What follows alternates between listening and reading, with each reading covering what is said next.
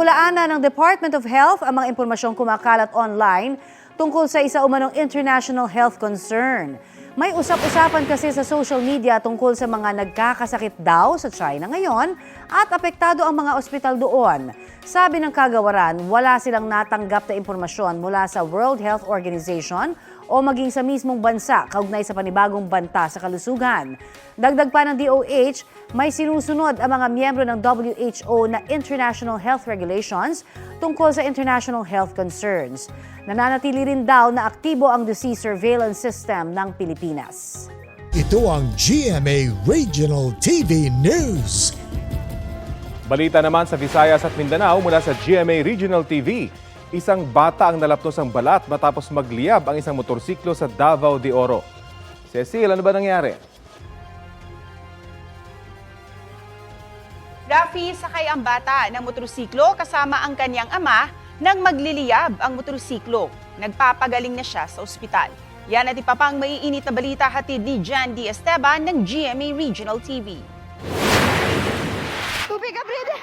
Tubig ka! Hagulgol ng isang bata ang bumulabog sa mga nasa New Bataan, Davao de Oro. Kasamang nasunog ang bata na magliyab ang motorsiklo sa di kalayuan.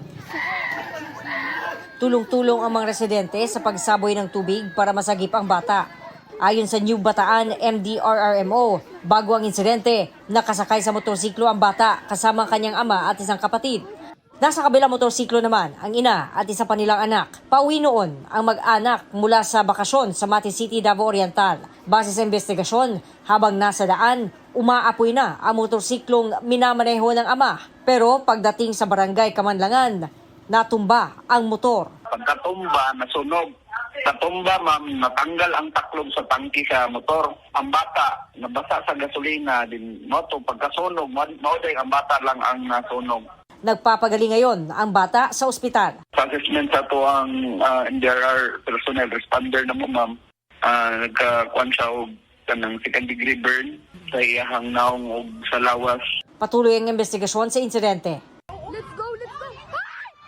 Sa cellphone video na ito, makikita ang paghahagis ng mga bato at bote ng isang grupo ng mga lalaki sa Iloilo City. Nagtatakbuhan naman ang mga batang hinahabol nila.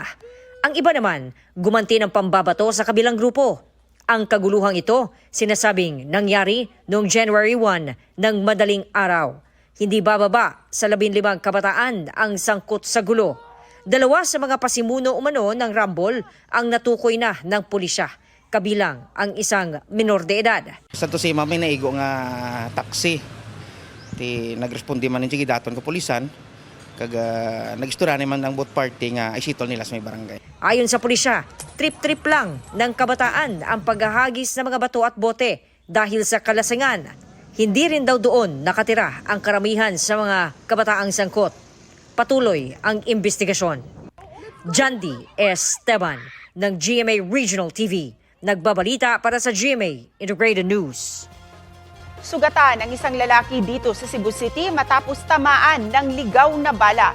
Base sa investigasyon, nasa loob ng kanyang bahay ang 31 taong gulang na biktima pasado hating gabi nitong unang araw ng bagong taon.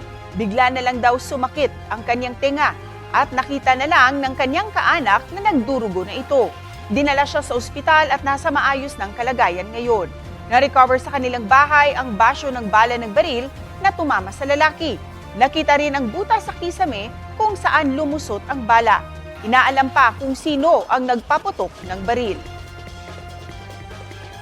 Good news sa mga nagtatrabaho sa gobyerno. Simula ngayong 2025, ilan sa inyo ay makatatanggap na ng 7,000 pesos na medical allowance. Ito ay matapos aprubahan ng Department of Budget and Management ang guidelines sa pamimigay ng taunang medical allowance. Tulong daw ito para makakuha ng Health Maintenance Organization o HMO type benefits ang mga empleyado. Pwede rin makuha ito bilang cash. Sakop ng benepisyo ang mga nagtatrabaho sa National Civilian Agencies, LGUs, state colleges and universities, at government-owned and controlled corporations o GOCCs. Sabi ng DBM, mga ahensya na ang bahala kung kailan at paano ipamamahagi ang medical allowance sa kani-kanilang mga empleyado. Hindi naman kasali ang mga kawani ng gobyerno na meron ng HMO benefits, pati na mga pulis at sundalo. Kung ang ibang alagang hayop ay takot sa ingay ng mga paputok, aba, ibahin nyo raw ang nakilala naming 3-year-old golden retriever mula sa Baliwag, Bulacan. Meet Kisho, ang alagang aso na chillax sa panonood ng fireworks display. Kwento ng kanyang fur mom na si Isha Mempin, sanay sa ingay ang kanilang alaga. Every New Year din nila itong ginagawa dahil happy at enjoy si Kisho. Sa katunayan, si Kisho pangaraw ang nagagalit kapag hindi pinalalabas at pinapanood ng fireworks. Pati netizens tila napangiti sa kanilang video na mayroon ng 1.7 million views. Aba, trending!